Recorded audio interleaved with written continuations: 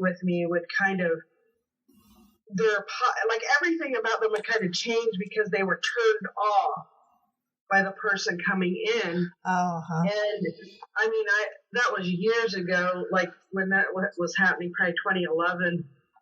And at that point, I really became aware of this automatic thing that seems to happen by a person's looks or appearance. And I mean, I just put my foot down then, and I was like, I don't care how they look when they come in the door. I don't care if you think that they don't have money and maybe you do. I don't care. Yeah. You better treat them like they are wearing the finest clothes of anyone. And I've always tried to have everyone around me be positive and treat everyone with respect. I mean, if you don't agree with them or their lifestyle or whatever it is in your mind, then you just don't discuss that part.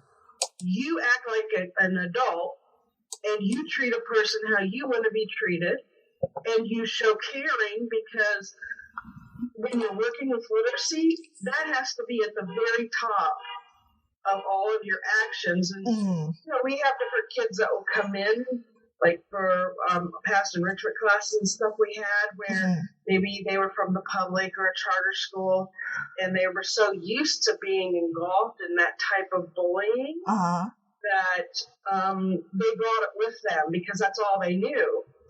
And so what we've always done is they have to sign a code of conduct, and there's a list they have to agree to, so that's right up front, so they know what's expected for their actions and so forth. But then if a child starts to bully another child, we would stop an entire class and we would say, what did you say? Why did you say that? Explain yourself. You do that once or twice. They wanted attention, but they didn't want that kind of attention. Yeah. Yes. So I applaud the New Heights for implementing the policy, because it does start there. Let them know what the expectations are up front and hold them. Right. Yeah, so we had like one kid that had done it maybe twice and actually left, was crying, came back, and everything was fine, never did it again. But see, I think that if anywhere, whether you're at school or work, or I mean, I don't understand. People say that they want to make people think that they're kind and they're good, but then their actions don't back that up sometimes. Right. Lysandra, I have a question for you then. As a substitute teacher, I'm pretty sure that you moved around a lot to different schools. How did you see the different schools react to bullying? What was an effective strategy, or were there other schools that weren't as effective? Were there schools that just didn't care? You know, how did you see that as pretty much a substitute teacher coming in for one or two classes, as kind of not an outsider to education, but an outsider to that particular school? Yeah, right, to that specific institution. Absolutely, Erika. Well, in my experience, I did notice just to kind of back up, I noticed just from school to school, there were differences in the way that the school conducted their institution. Some were more strict, therefore bullying still definitely existed, but it was a little more mum. And when you did see it, it was addressed fairly quickly, relatively speaking. And then in other cases, I would see the structure just wasn't as solid, and so there would be a lot more bullying. So, and when I say a lot more, I just mean, on a weekly basis, I would see it a little bit more often versus another school, per se. But as far as specifics, it was handled, ironically enough, generally the same. I mean, if the authoritarian figure became aware of it, they would do something about it. Now, I don't know if that was more or less eye service, because when I brought it to someone's attention, everyone seemed to, authoritative figures were shocked and surprised, take care of it. And from there, of course, a lot of times I don't know what happened at that point when the child was in the principal's office, but There did seem to be some emotion and surprise when they discovered this, and they acted immediately as if they were going to adhere to the situation. So there was never any, in my experience, no one ever seemed apathetic or nonchalant. Mm-hmm. But I'm not sure about particulars. Yeah. After they were taken off from there. Yeah. And Buffy, the modeling of that behavior was the example there, because, and Pamela alluded to it earlier, if you don't model that behavior, if you don't treat your coworkers with respect, then, the students don't feel comfortable even coming forward. That's true. Yeah, that's true. I have a question for Lysandra. This is Pamela. But from my experience, I don't know if this is your experience as well, Lysandra, working in the school. I mean, when we're faced with it, we question the student in front of everyone.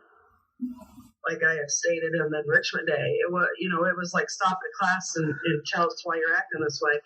But in general, the public school, as far as I know, never does that. Do you think that could be helpful if they did it more openly?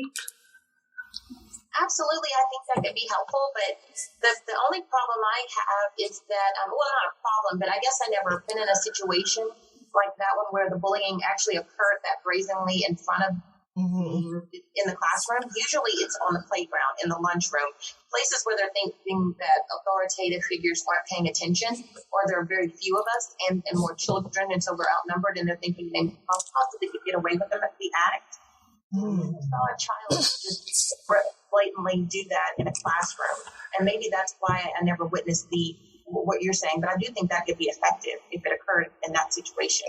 And that does bring about another thing of bullying too, bullying in sports in those areas, in locker rooms and Yeah. I actually had a report just last week of that happening locally, and they had a large class. I mean, I think they said there were 60 kids and like one teacher. Yeah. I thought, that's twice. Yeah. This is a kid. Yeah, go ahead. Really bullied. Yeah. Really bullied in the locker rooms, because again, usually if there's one or even an assistant teacher or something, they usually aren't going in those locker rooms with those kids. No. I mean, no, they're not. No. So it's easy. But then the kids are also, when they're bullied, it's like, well, if you speak up and you tell anyone, that's also, there's a stigma attached to that it's not going to end well for you if you're a tattleteller. And trust me, from what I remember of like middle school and high school, if you tell somebody and you think nobody's going to find out, I don't know what goes on, but man, that schools like that are like hotbed of, rumors, and your tormentor will find out, and you're going to be, because people like to talk. Speaking of sports and bullying, you brought up a few interesting points, Pamela. The fact that sports is used as an arena for bullying, and B, that there's sometimes one teacher can be teaching 30 to 60 kids. And I'm not using this as an excuse, but I think it is difficult for an educator to know, what's going on at all times, even in the classroom, and that because of the sheer amount of people she or he has to watch. One of the things that I experienced, and granted my junior and high school years are far behind me, but being a disabled individual, the bullying sometimes as far as sports and such would not be an outward attack, but let's say if teams were picked for like dodgeball, which I hated dodgeball as a kid for this very reason, the other children would know that I had disabilities and couldn't move as fast, couldn't run as fast, couldn't, and they would deliberately, go for me, basically. If anybody doesn't know what dodgeball dodgeball is. It's an older game where you have this big, huge rubber ball, and the goal is to tag somebody out, and you do that by basically throwing the ball at the person's legs, basically anywhere below the belt. Yeah. That was painful. Yeah. Oh, yeah. It hurt.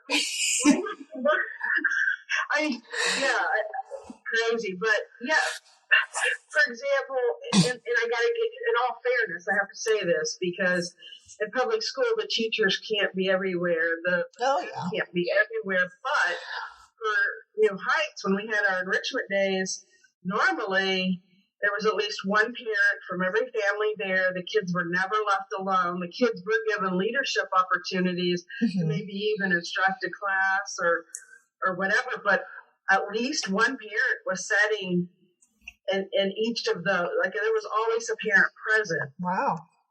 So in all fairness, I have to say that because no one really gets away with anything, because there's always a parent present. So, yeah.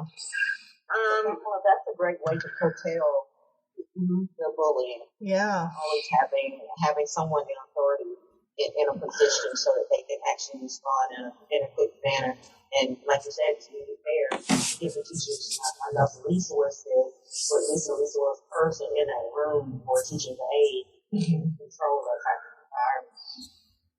Yeah, so public school, I could see how they get in that situation because they can't be everywhere. So in all fairness, I did feel like I needed to say that, but I also know that others have come to myself locally and maybe wanted to tutor or something like that. And I remember one in particular that she had applied to volunteer with the school before she found us, and she was on a waiting list for an entire year and never got one phone call. Wow. So then my question is the schools implementing all the resources that they have, or are they really looking at volunteers, or are they just taking these applications? I mean, I know every district's different. Everybody does something a little differently.